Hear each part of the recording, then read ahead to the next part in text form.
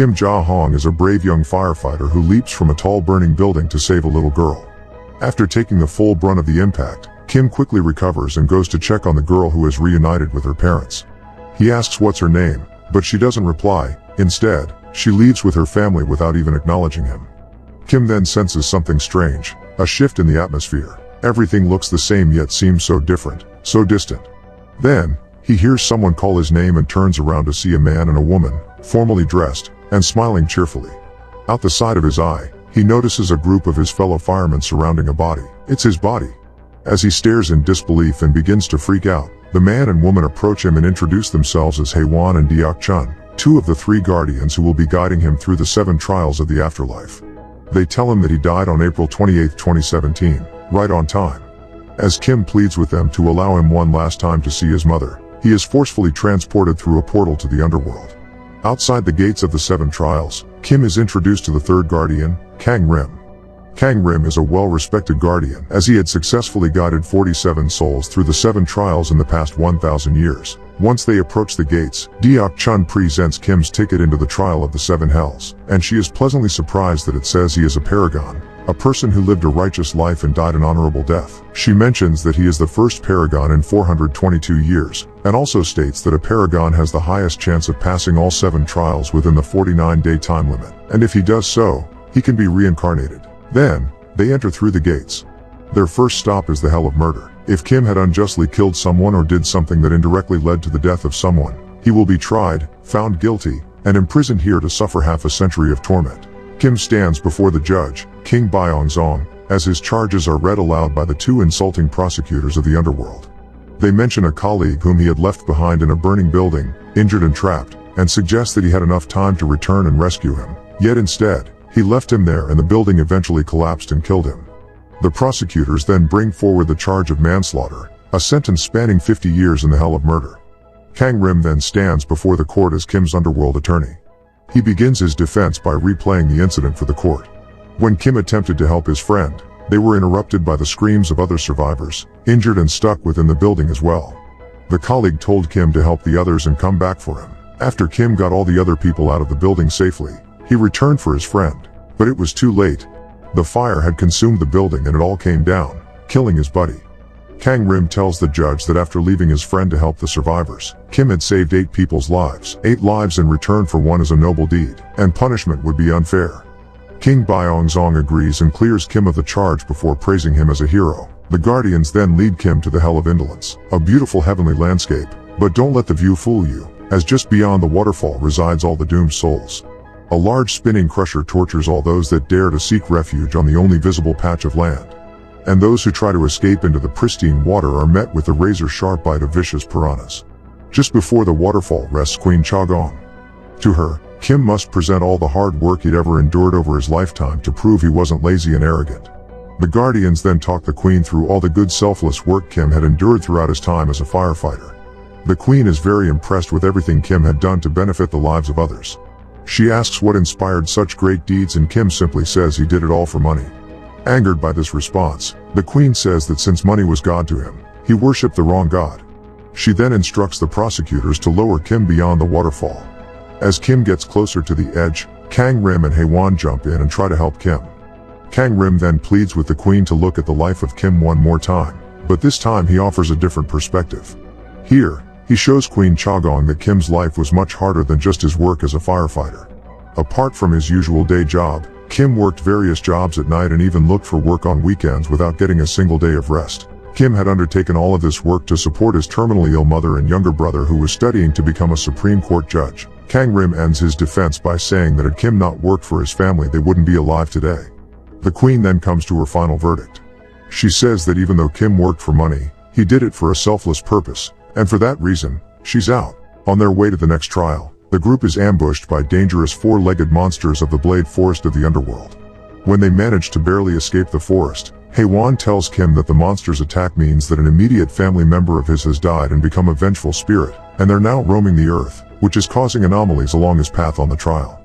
Kim is concerned that his mother may have passed away. Kang Rim tells them that the only way to end this is to find the body of the family member and burn it, which will destroy the spirit. So he makes his way to the realm of the living to find the deceased. The other two guardians blindfold Kim as the monsters can see what he can, and they lead him to the next trial, the Hell of Deceit. Here, Kim will be judged by Admiral Yi Sun-sin on whatever lies he had told and the impact they had. The prosecutors present the charge of forgery, 98 fake letters that were all written by Kim to the children of his fallen colleagues. One specific case is brought forward. The dead colleague who Kim had failed to rescue. His young daughter, Ji-yeon, had received letters from Kim, who had pretended to be her father. In the letters, he tried to encourage and guide her. Kim explains that she was only a little girl and he wanted to give her some comfort. But the prosecutors ask if he ever took into consideration the despair she would feel once she discovered the letters were fake. Kim is lost for words, which angers and prompts the admiral to have his tongue removed. Deok-chun then defends Kim by bringing forth even more fake letters, these ones addressed to his mother. In these letters Kim tells his mother of his wonderful family, his wife and son, and his amazing life, all of which were lies as he was never married, neither did he have any kids. Deok-chun states that had Kim not written these letters to his mother while she was battling in hospital, she may not have found the strength to fight and recover as she did. The prosecutors ask once more about the despair his mother may suffer once she finds out it was all lies, but Deok-chun says that had he not written those letters in the first place, then those people may not have grown as much and moved on. The admiral is then shown how happy Kim's mom was when she read the letters and how the letters inspired the little girl, Ji-yeon, to write back to her father and thank him for all his encouraging words before moving on. The admiral then clears Kim of all charges and allows him to leave. On Earth, Kang Rim visits Kim's house to find his mother, who is a mute woman, and tells her that he came to pay his respects to Kim. When she closes the door to give him some privacy, Kang Rim confronts the spirit of Kim Soo-hong, Kim's brother, who had been hiding within the burning candle smoke. He asks where he died, but the spirit escapes and an epic chase ensues. After failing to catch the spirit, Kang Rim contacts Kim and the Guardians at the Hell of Deceit and tells Kim that both his mom and brother are fine. As Kim rejoices, Kang Rim tells the other two Guardians the truth about Kim's brother, and says that it's best for the sake of the trials that Kim doesn't know. Kang Rim resumes his mission to find and destroy the spirit while the group continue the journey to the next trial. Along the way, Kim tells Deok-chun about a rice cooker he was supposed to gift his mother before he died, as a thanks for all the delicious scorched rice she made him and his brother when they were kids. Also, within the cooker he had left one last letter. In this letter he had written the truth, about how he had lied in the previous letters just to make her happy and proud, and how he had missed her so much. The group then travel to the Hell of Injustice, a place where souls are punished for up to hundreds of years for refusing to help those in need in the living world. Because Kim is a paragon, he gets a free pass through this hell without a trial. On Earth, Kang Rim goes to the military base where Kim's brother Soo-hong was stationed. He finds out that Soo-hong has been labeled a deserter, and the military is looking for him, but it's quite odd that he would desert given that he was only a few days away from being discharged. Under the pretense of being a commander that's investigating the desertion of Soo-hong, he questions Lieutenant Park, who had placed Soo-hong on duty, and can easily make out that he's hiding something. He then finds Sergeant Dong-yun, who was alone on duty with Soo-hong the night he disappeared, and he turns back time to discover that Soo-hong was the only friend Dong had in the military, whilst everyone else would pick on him for his slow, quiet and shy nature. Soo-hong would encourage Dong-yun by singing with him one particular song he wrote about being in the military to help him through the tough time. Kang Rim then travels back to the night when Soo-hong went missing. That night, Dong-yun was nervous and afraid, so he was playing with the safety of his rifle. He was scared that Soo-hong would soon be off duty and he wouldn't be there to deter his bullies. Soo-hong tells him that he'd come check up on him even after his discharge, and that Lieutenant Park would look out for him as well. Right after they embrace, Soo-hong tells Dong-yun to hold his rifle properly, and in trying to do so, he fires one round into Soo-hong's abdomen. Soo-hong tells Dong-yun to radio Lieutenant Park and him only. When Lieutenant Park rushes over, he decides not to report it and instead persuades Dong-yun to help him hide the body, all the while telling him it's what Soo-hong would have wanted.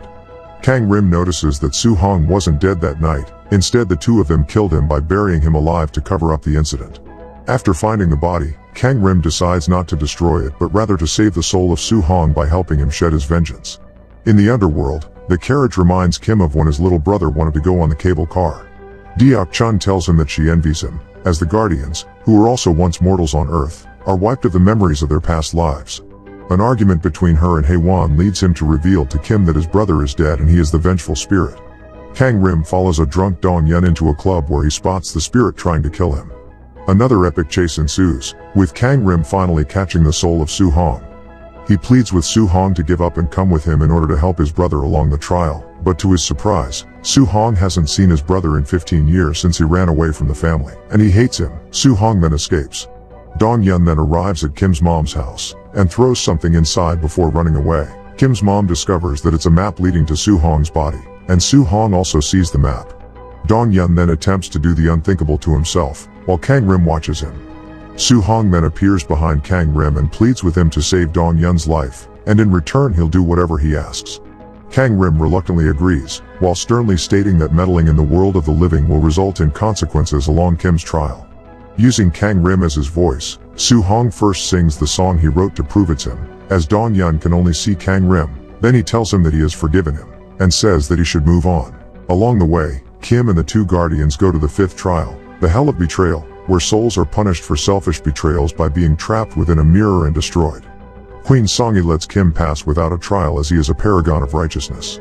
To get to the next trial, the group must travel down a vacuum sinkhole, which leads to the Hell of Violence. Here, Kang Rim's meddling in the living world takes effect, and the group falls hundreds of miles to their doom, or so they thought. Once Kang Rim is done, Kim and the other two guardians come to a halt and are presented in front of King Jingwang in the Hell of Violence.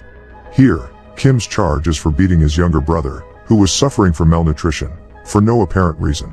It was after this incident that he ran away from home and never apologized for what he did. And his brother never forgave him. The guardians try to make their defense, but the king says no defense can be made. There is a clear victim and Kim was never forgiven. He swiftly rushes to his verdict while the two guardians try to get Kang Rim to help. Kang Rim tells Deok Chun to request a combined trial, but Hae-won is extremely reluctant to go along with this.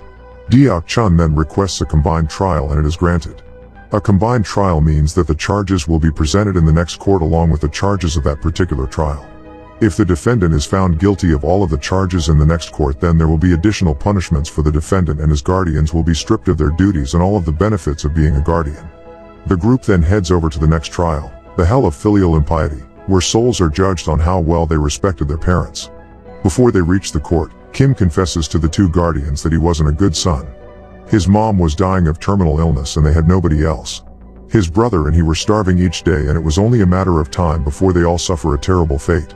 So that night 15 years ago, when he ran away from home, he tried to end their suffering. He tried to kill his mother while she was asleep, but his brother had woken up and tried to stop him. So he beat him up and ran away out of guilt. Had he gone through with it, he was going to crush up all of the sleeping pills and put them in the food the next day, and his brother and he were going to die as well. He never saw his mother or brother since then, and only sent her letters. Hae-won is pissed. After Kang Rim helps Su-hong restore his soul, Su-hong sees his mother enter the base and confront them about her son. Since she is mute, she has a message pleading with them to help her find her son, over her chest. Lieutenant Park tries to stop her and pushes her away, which angers Su-hong. Eventually, she shows Lieutenant Park the map, which infuriates him even more, and he shoves her to the ground after taking it from her. She is then carried into an ambulance on a stretcher. Witnessing this, Su-hong unleashes his vengeful spirit once more, and he conjures up a huge tornado in pursuit of Lieutenant Park. This affects the Netherrealm once more, and sand demons begin to attack Kim and the two guardians. After failing to free Lieutenant Park from Su-hong, Kang Rim calls upon Hae-won to help him. As a fierce battle ensues between both parties, Kim is slowly being swallowed by the ground. Once Kang Rim and Hae-won get Park to safety, Su-hong witnesses his brother being swallowed by the sand and decides to end his pursuit for vengeance and restores his soul. As soon as he does so, the court of the final trial emerges before Kim. King Yomra, the Lord of the Underworld, reads out Kim's charge. He states that Kim had tried to kill his mother 15 years ago, and for that reason, he will be sentenced. Deok Chun pleads with the king, mentioning that Kim's mother was asleep during the incident and unaware of it. So how can he be punished for a sin against his mother that he didn't even commit and she doesn't even know of? King Yomra corrects her by revealing within the mirror of karma that Kim's mother did in fact know the entire time. She only pretended to be asleep. When Kim was about to kill her, she cried as it broke her heart, but she knew that this would allow her children a better life, so she was willing to sacrifice herself for their sake. Upon finding out that his mother knew all this time, Kim falls to his knees and bursts into tears, pleading with Yomra to punish him as he deserves it. The prosecutors then read out all of the charges. As they do so, an earthquake interrupts them, and in the mirror of karma we see Su-hong enter his mother's dream while she is unconscious in the ambulance. He tells his mother that he has become a Supreme Court judge in the afterlife. He then reminds his mother about the day Kim had attempted to end their family. He tells her that even though Kim tried to kill them, he couldn't go through with it and ran away. But he didn't desert them. Instead, he stayed away from them out of guilt and worked like a slave his entire life to support them. Had he not done so, they would be dead anyway. Su Hong then forgives his brother and hugs his mom. And for the first time, he hears her speak. She calls his name and tries to comfort him. She tells him that all of it was her fault. None of that would have happened if she was a better mother. Upon hearing this, King Yomra decides that there are no charges. A sin forgiven in the living world cannot be punished in the underworld. And so he instructs that upon his arrival through the heavenly gates, Kim be reincarnated immediately. Kim thanks Deok Chun before he leaves. In the living world, Kang Rim does one last thing before leaving. He delivers the rice cooker to Kim's mom at the hospital. At home, she opens it and finds his letter. She reads it and smiles. The end.